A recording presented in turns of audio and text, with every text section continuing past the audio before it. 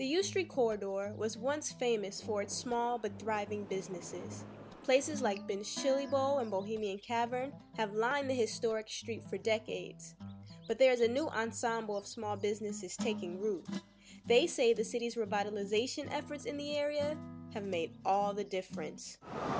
My name is Kim Weeks and I own Boundless Yoga. I've been on U Street since 2002. In 2002, Cake Love, Wild Women Wear Red, and was there any other business here?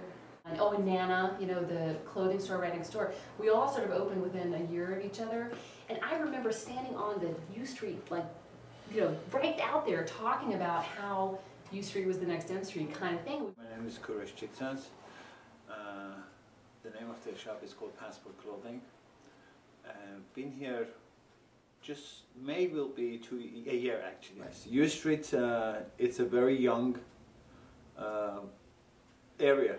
Everybody's coming here. Everybody wants to be here. In April of 1968, days after the assassination of Dr. Martin Luther King, anger erupted in Washington and black-owned businesses in the U Street corridor were looted and burned. It was basically downtrodden, blighted.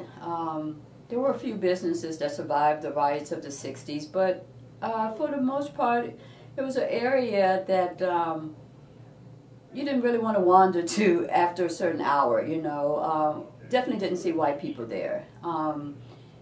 U Street today is a very different U Street. The changes I've seen in this area it's crazy.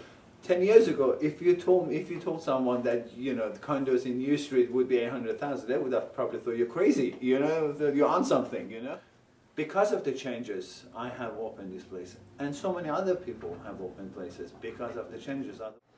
And I remember walking down around 9th and U, and there was nothing except for the 930 Club pretty much down there. A couple of other small businesses, but not much. Saw this guy from college, a white guy from college.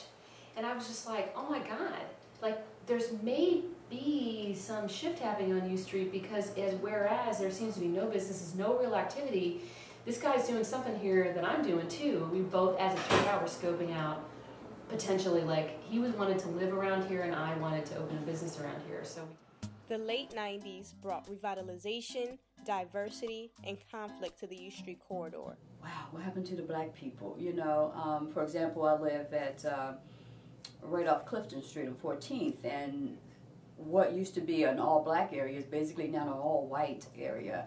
And so you know there are families that have been displaced, families that have been there for generations, can't even afford to walk around the corner anymore.